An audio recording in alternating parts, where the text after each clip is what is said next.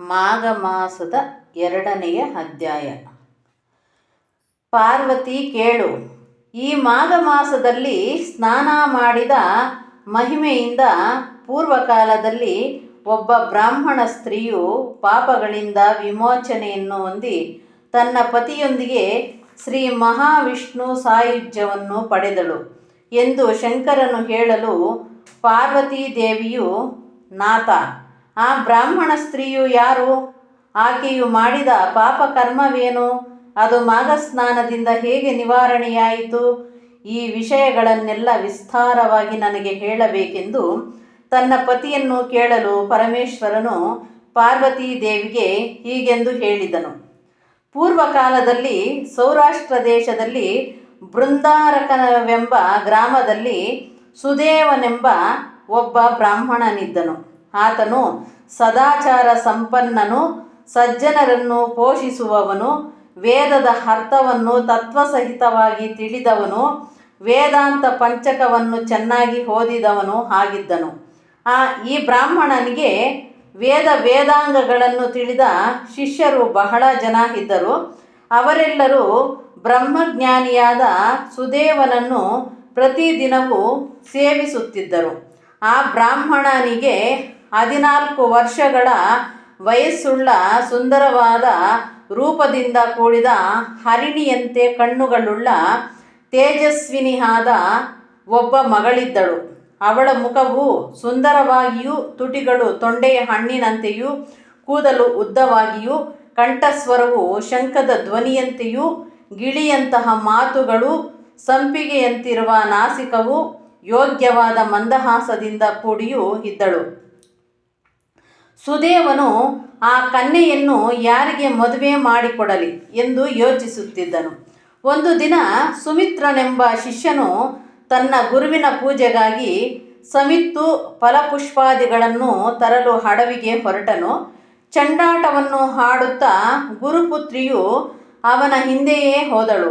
ಸುಮಿತ್ರನು ಬಹಳ ದೂರದವರೆಗೆ ಅರಣ್ಯದಲ್ಲಿ ನಡೆದು ಒಂದು ತಟಾಕವನ್ನು ಕಂಡು ಅಲ್ಲಿ ವಿಶ್ರಾಂತಿಗಾಗಿ ಕುಳಿತನು. ಆ ತಟಾಕದ ತೀರದಲ್ಲಿ ಅನೇಕ ವಿಧವಾದ ವೃಕ್ಷಗಳಿವೆ. ಅದರಲ್ಲಿ ತಂಪಾದ ನೀರು ತುಂಬಿದೆ. ಅರಳಿದ ತಾವರೆಗಳು ಶೋಭಿಸುತ್ತಿವೆ. ದುಂಬಿಗಳು ಝೇಂಕರಿಸುತ್ತಿವೆ. ಜಲಜಂತುಗಳಿಂದಲೂ ಅನೇಕ ವಿಧವಾದ ಪಕ್ಷಿಗಳ ಕಲಕಲನಾದದಿಂದಲೂ ಆ ಸರೋವರವು ಅತ್ಯಂತ ಮನೋಹರವಾಗಿ ಕಾಣಿಸುತ್ತಿತ್ತು. ಕೋಗಿಲೆಯ ಹಿಂಪಾದ ಕೂಗಿನಿಂದಲೂ ಗಿಳಿಗಳ ಮೃದು ಮಧುರ ಸ್ವರದಿಂದಲೂ ಕೂಡಿತ್ತು. ಏಕಾಂತ ಸ್ಥಳದಲ್ಲಿ ಸುಖಾಸೀನಳಾಗಿದ್ದ ಆ ಬ್ರಾಹ್ಮಣ ಪುತ್ರಿಯ ಮನಸ್ಸು ಚಲಿಸಿತು. ಮನ್ಮಥ ವಿಕಾರದಿಂದ ಆವೇಶಯುಕ್ತಳಾಗಿ ಆ ಸುಮಿತ್ರನೊಂದಿಗೆ ರತಿಕ್ರೀಡೆಗಳನ್ನು ಪಡೆಯಲು ನಿಶ್ಚಯಿಸಿ ಅವನನ್ನು ಕುರಿತು, ಎಲೈ ಸುಂದರಾಂಗ, ಈ ಜನಶೂನ್ಯವಾದ ಮತ್ತು ಮನೋಹರವಾದ ಈ ಅರಣ್ಯದಲ್ಲಿ ನಿನ್ನೊಂದಿಗೆ ಸಂಭೋಗಿಸಬೇಕೆಂದು ನನ್ನ ಮನಸ್ಸು ಆತುರ ಪಡುತ್ತಿದೆ. ಯೌವನ ಸಹಜವಾದ ಮನ್ಮಥಾಗ್ನಿ ನನ್ನನ್ನು ದಹಿಸುತ್ತಿದೆ. ನೀನು ನನ್ನೊಂದಿಗೆ ಸುರತ ಕ್ರೀಡೆಗಳನ್ನು ನಡೆಸಿ ಆ ಬೆಂಕಿಯನ್ನು ಆರಿಸು. ಈ ಪ್ರದೇಶವು ಇಬ್ಬರ ಮನಸ್ಸಿಗೂ ರಮ್ಯವಾಗಿದೆ. ಸಮಾನವಾದ ಯೌವನವನ್ನು ನಾವಿಬ್ಬರೂ ಪಡೆದಿರುವುದರಿಂದ ಸುಖಪ್ರದವಾದ ಈ ಪ್ರದೇಶದಲ್ಲಿ ತಡ ಮಾಡದೆ ನನ್ನ ಬಳಿಗೆ ಬಂದು ನನ್ನ ಮೃದುವಾದ ಈ ಶರೀರವನ್ನು ಆಲಂಗಿಸು ಎಂದು ಹೇಳಿದ ಗುರುಪುತ್ರಿಯನ್ನು ನೋಡಿ ಸುಮಿತ್ರನು, ಯುವತಿ, ಇಂತಹ ಅಪವಿತ್ರವಾದ ಮಾತುಗಳನ್ನು ನೀನು ಆಡಬಾರದು. ನೀನು ಗುರುಪುತ್ರಿಯಾದುದರಿಂದ ನನ್ನ ಸೋದರಿಯಾಗುತ್ತೀಯೆ. ಮನ್ಮಥಾವೇಶದಿಂದ ಈ ರೀತಿಯಾಗಿ ಸೋದರನಾದ ನನ್ನನ್ನು ರತಿಕ್ರೀಡೆಗೆ ಬಲವಂತಪಡಿಸುತ್ತಿದ್ದೀಯೆ. ಇದಕ್ಕೆ ನಾನು ಸಮ್ಮತಿಸುವವನಲ್ಲ. ನಾವು ಹಾಗೆ ಮಾಡಿದರೆ ಸೂರ್ಯಚಂದ್ರರು ಇದುವರೆಗೂ ಈ ಕರ್ಮಫಲವನ್ನು ಅನುಭವಿಸುತ್ತಾ ನರಕದಲ್ಲಿರಬೇಕಾಗುತ್ತದೆ. ಆದುದರಿಂದ ಇಲ್ಲಿಂದ ಹೊರಟು ಮನೆಗೆ ಹೋಗು. ಗುರುಗಳು ನನ್ನ ಮೇಲೆ ಕೋಪಿಸುವರು. ತಡ ಮಾಡಿದರೆ ನಿನ್ನ ತಂದೆಯು ನಿನ್ನನ್ನು ಹೊಡೆಯುವರು. ಸಮಿತ್ಕುಶ ಫಲ ಪುಷ್ಪಗಳನ್ನು ತೆಗೆದುಕೊಂಡು ಬೇಗ ಮನೆಗೆ ಹೋಗೋಣ, ನನ್ನ ಮಾತನ್ನು ಕೇಳು ಎಂದು ಅನೇಕ ವಿಧವಾಗಿ ಹೇಳಿದನು.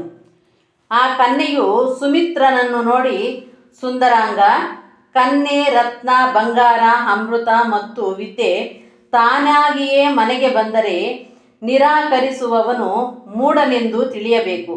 ನನ್ನನ್ನು ಆಲಂಗಿಸಿ ಸುರತ ಕ್ರೀಡೆಯಲ್ಲಿ ಆನಂದಿಸದಿದ್ದರೆ ನನ್ನನ್ನು ಬಿಟ್ಟು ನೀನು ಮನೆಗೆ ಹೋದರೆ ನಾನು ಈ ಅರಣ್ಯದಲ್ಲಿಯೇ ಪ್ರಾಣತ್ಯಾಗ ಮಾಡುತ್ತೇನೆ.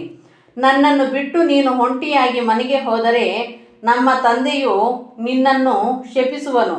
ನಿನ್ನೊಂದಿಗೆ ಸಂಭೋಗಿಸದೆ ನಾನು ಈ ಶರೀರವನ್ನು ಧರಿಸಿರುವುದಿಲ್ಲ. ನಿನ್ನೊಂದಿಗೆ ನಾನು ಮನೆಗೆ ಬರುವುದಿಲ್ಲ. ಆ ಪಾಪಕ್ಕೆ ನೀನೇ ಭಾಗಿಯಾಗುವೆ ಎಂದು ಹೇಳಲು, ಈ ವಿಷಮ ಪರಿಸ್ಥಿತಿಯಲ್ಲಿ ಸುಮಿತ್ರನು ಆ ಕನ್ಯೆಯೊಂದಿಗೆ ಸೇರಲು ನಿಶ್ಚಯಿಸಿದನು. ಪಾರ್ವತಿ, ಈ ರೀತಿಯಾಗಿ ಅವರಿಬ್ಬರು ಸಂಭೋಗಕ್ಕೆ ಅನುಕೂಲವಾದ ಒಂದು ಸುಂದರ ಪ್ರದೇಶದಲ್ಲಿ ತಾವರೆ ಹೂಗಳಿಂದಲೂ ಅನೇಕ ವಿಧದ ಪುಷ್ಪಗಳಿಂದಲೂ ಮೃದು ತಲ್ಪವನ್ನು ಏರ್ಪಡಿಸಿದರು.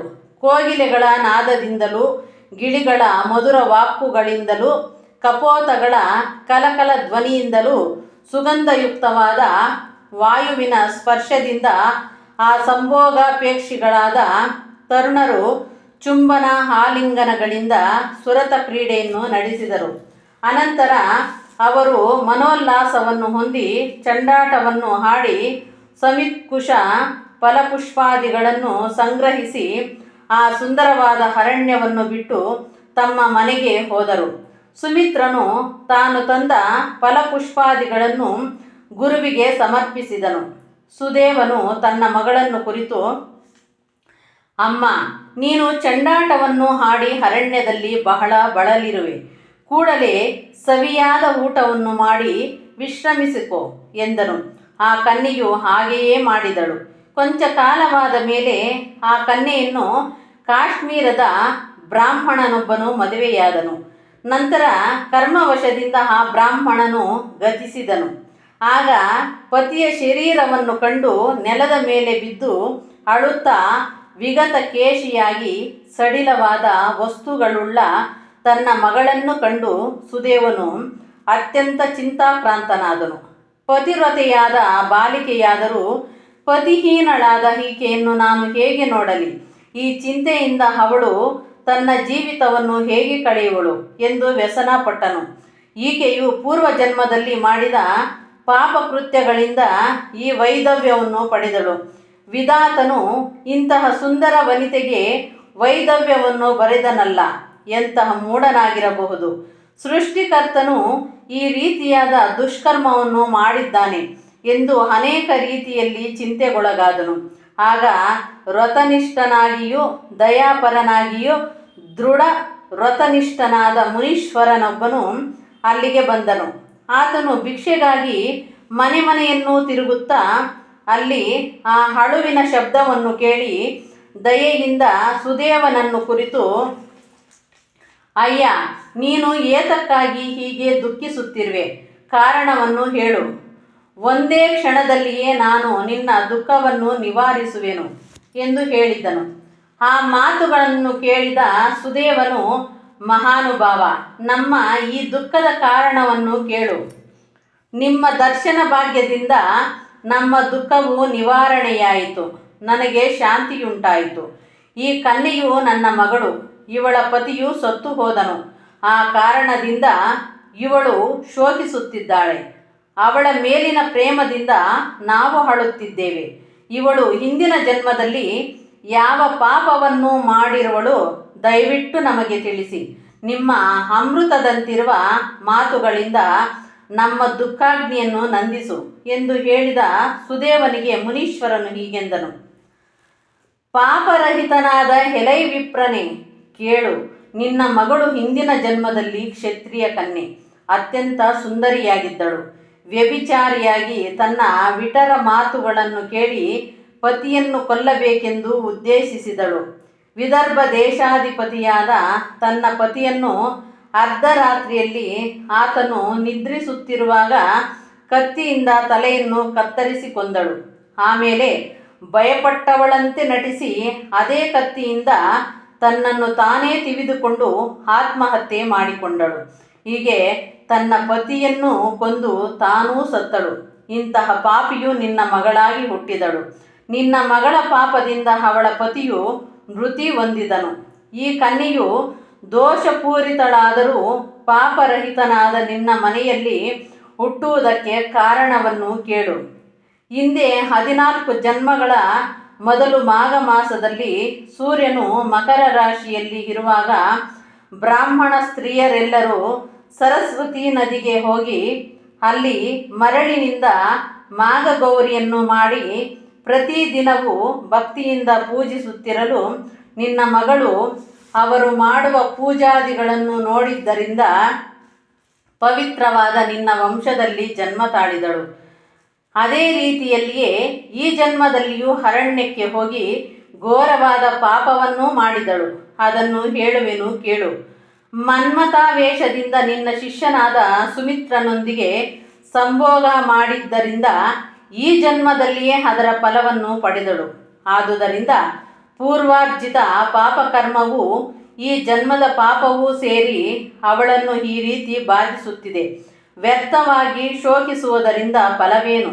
ತಾವು ಮಾಡಿದ ಪಾಪ ಫಲಗಳನ್ನು ಮಾನವರು ಅನುಭವಿಸಿಯೇ ತೀರಬೇಕು ಎಂದು ಹೇಳಿದ ಯೋಗೀಶ್ವರನ ಮಾತುಗಳನ್ನು ಕೇಳಿ ಸುದೇವನು ಎಂತಹ ಪಾಪದ ಮಾತುಗಳನ್ನು ಕೇಳಬೇಕಾಯಿತು. ನನ್ನ ಮಗಳು ಹಿಂದಿನ ಜನ್ಮದಲ್ಲಿ ತನ್ನ ಪತಿಯನ್ನು ಕೊಂದು ತಾನೂ ಆತ್ಮಹತ್ಯೆ ಮಾಡಿಕೊಂಡಿದ್ದಾಳೆ.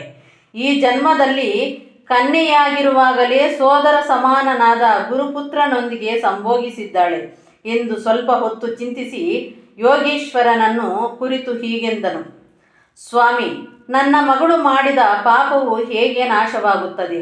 ನನ್ನ ಅಳಿಯನು ಜೀವಿಸುವ ಬಗೆ ಹೇಗೆ?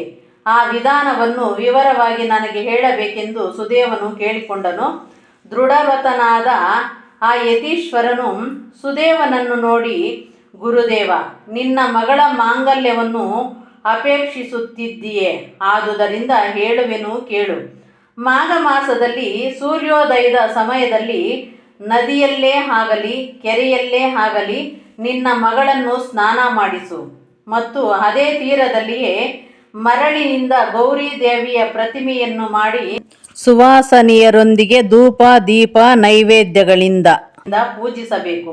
ಹೀಗೆ ಮಾಘ ಮಾಸ ಪೂರ್ತಿಯಾಗಿ ನಿನ್ನ ಮಗಳಿಂದ ಈ ವ್ರತವನ್ನು ಮಾಡಿಸಿದರೆ ನಿನ್ನ ಕುಮಾರಿಯ ಸಂಚಿತ ಪಾಪಗಳು ನಶಿಸುವವು, ಪತಿಯು ಜೀವಿಸುವನು. ಮಾಘ ಶುದ್ಧ ತೃತೀಯೆಯ ದಿನ 2 ಹೊಸ ಮೊರಗಳನ್ನು ತಂದು ಒಂದರಲ್ಲಿ ಸೀರೆ, ರವಿಕೆ, ಅರಿಶಿನ, ಕುಂಕುಮ, ಹಣ್ಣುಗಳು, ತಾಂಬೂಲ, ದಕ್ಷಿಣೆಯನ್ನು ಇರಿಸಿ ಮತ್ತೊಂದು ಮರವನ್ನು ಮುಚ್ಚಿ ಒಬ್ಬ ಮುತ್ತೈದೆಯನ್ನು ಪೂಜಿಸಿ ಈ 2 ಮೊರಗಳನ್ನು ಆಕೆಗೆ ಸಮರ್ಪಿಸಿ 7 ಸಲ ಪ್ರದಕ್ಷಿಣೆ ನಮಸ್ಕಾರಗಳನ್ನು ಮಾಡಿ ಆಕೆಗೆ ಸಂತೃಪ್ತಿಯಾಗಿ ಭೋಜನವನ್ನು ಇಟ್ಟರೆ ನಿನ್ನ ಮಗಳು ಮಾಡಿದ ಪಾಪವು ನಿವೃತ್ತಿಯಾಗುವುದು. ಮಕರ ರಾಶಿಯಲ್ಲಿ ಸೂರ್ಯನಿರುವಾಗ ಮಾಘ ಮಾಸದಲ್ಲಿ ಉಷಃ ಕಾಲದಲ್ಲಿ ಸ್ನಾನ ಮಾಡಿ ಶ್ರೀಹರಿಯನ್ನು ಧ್ಯಾನಿಸುವವನು ಶ್ರೀಹರಿಯನ್ನೇ ಸೇರುವನು. ವಿಧವೆಯಾಗಲಿ ಮುತ್ತೈದೆಯಾಗಲಿ ಮಾಘ ಸ್ನಾನ ಮಾಡಿದರೆ ಶ್ರೀಹರಿಯನ್ನು ಸೇರುವಳು. ಸುಮಂಗಲಿಯು ಸರ್ವದಾ ಸೌಭಾಗ್ಯವನ್ನು ಪಡೆಯುವಳು. ಹೆಂಗಸು ಮಾಘ ಸ್ನಾನ ಮಾಡಿದರೆ ಮುಖ್ಯವಾಗಿ ಬ್ರಾಹ್ಮಣರಿಗೆ ವಿಶೇಷವಾದ ಫಲವು ದೊರೆಯುವುದು. ಸಮಸ್ತ ಶುಭ ಫಲಗಳನ್ನು ಕೊಡುವುದು. ಸರ್ವ ದುಃಖಗಳನ್ನು ನಿವಾರಿಸುವುದು. ಋಷಿಗಳು ಮಾಘ ಸ್ನಾನ ಮಾಡಿದರೆ ಅವರಿಗೆ ಪಾಪಗಳು ಅಂಟುವುದಿಲ್ಲ. ಈ ರೀತಿಯಾಗಿ ಹೇಳಿದ ಯತೀಶ್ವರ ಮಾತುಗಳನ್ನು ಕೇಳಿ ಸುದೇವನು ಸಂತೋಷಪಟ್ಟನು. ಯತೀಶ್ವರನು ತನ್ನ ದಾರಿಯನ್ನು ಹಿಡಿದು ತಾನೂ ಹೋದನು. ನಂತರ ಸುದೇವನು ತನ್ನ ಮಗಳಿಂದ ಮಾಘ ಸ್ನಾನ ಮಾಡಿಸಿ ಮಾಘ ಗೌರಿ ವ್ರತವನ್ನು ಆಚರಿಸುವಂತೆ ಮಾಡಿದನು. ಆ ಫಲದಿಂದ ಆಕೆಯ ಪಾಪಗಳು ನಶಿಸಿ ಹೋದವು. ಪತಿಯು ಜೀವಿಸಿದನು. ನಂತರ ತನ್ನ ಪತಿಯೊಂದಿಗೆ ಮಿಕ್ಕ ಬಂಧುಗಳೊಂದಿಗೆ ಬಹಳ ಕಾಲ ಸುಖವನ್ನು ಅನುಭವಿಸಿ ಕೊನೆಯಲ್ಲಿ ತನ್ನ ಗಂಡನೊಂದಿಗೆ ಕೈವಲ್ಯವನ್ನು ಸೇರಿದಳು. ಸುದೇವನು ಕೂಡ ಮಾಘ ಸ್ನಾನ ಮಾಡಿ ಮುಕ್ತಿಯನ್ನು ಪಡೆದನು. ಇಲ್ಲಿಗೆ 2ನೆಯ ಅಧ್ಯಾಯವು ಸಂಪೂರ್ಣವಾದುದು. ಓಂ ಶಾಂತಿ ಶಾಂತಿ ಶಾಂತಿ.